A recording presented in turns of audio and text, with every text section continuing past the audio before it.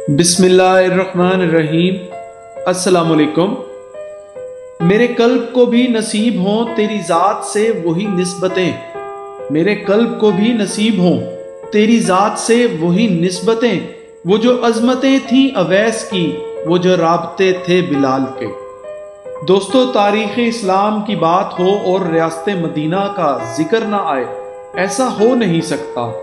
वो रियासत जिसकी बुनियाद मेरे आका दो आलम हज़रत मोहम्मद सल्लल्लाहु अलैहि वसल्लम ने 1400 साल कबल रखी थी।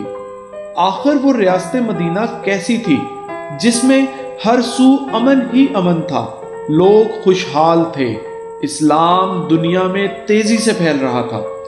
आखिर ऐसा क्यों हो रहा था? तो दोस्तों, इन सब सवालों के जवाब भी हमें तारीख के उन सब किस्सों से मिलते हैं, जिनमें से एक किस्सा आज आपकी खिदमत में पेश करने जा रहा हूं। हजरत उमर बिन खत्ताब रजी अल्लाह ताला अन्हा खिलाफत संभालने के बाद बैतुल माल में आए तो लोगों से पूछा कि हजरत अबू बकर सिद्दीक रजी अल्लाह ताला अन्हा क्या क्या किया करते थे। तो लोगों ने बताया कि वो नमाज से फारिग होकर खाने का थोड़ा सा सामान लेकर एक तरफ को निकल जाया करते थे। आपने पूछा कि कहाँ जाते थे? लोगों ने बताया कि ये नहीं पता, बस इस तरफ को निकल जाते थे। आपने खाने का सामान लिया और उस तरफ को चल दिए, लोगों से पूछते हुए कि हजरत अबू बकर सिद्दीक रजी अल्लाह ताला अन्हा किस जगह जाते थे। पता चलते चलते एक झोपड़ी तक जा पहुंचे। वहां जाकर देखा कि एक बूढ़ा आदमी दोनों आंखों से अंधा है और इसके मुंह पर फालके बने हुए हैं। उसने जब किसी के आने की आवाज सुनी तो बड़े गुस्से में बोला कि पिछले 3 दिन से कहाँ चले गए थे तुम? आप रज़ी अल्लाह ताला अन्हा खामोश रहे और इसको खाना खिलाना शुरू किया।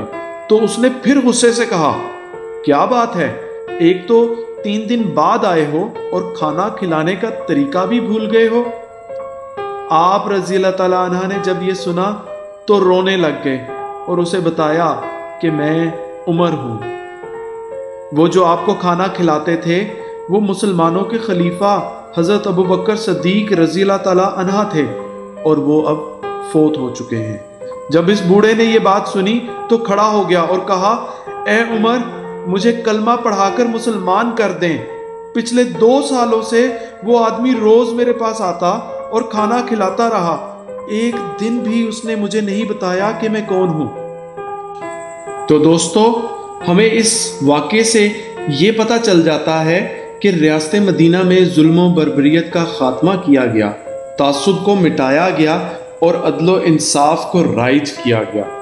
मजहबी रवादारी और हुर्रियत ज़मीर की ऐसी आला मिसाल कायम फरमाई जिसकी रहती दुनिया तक नज़ीर ना मिलेगी।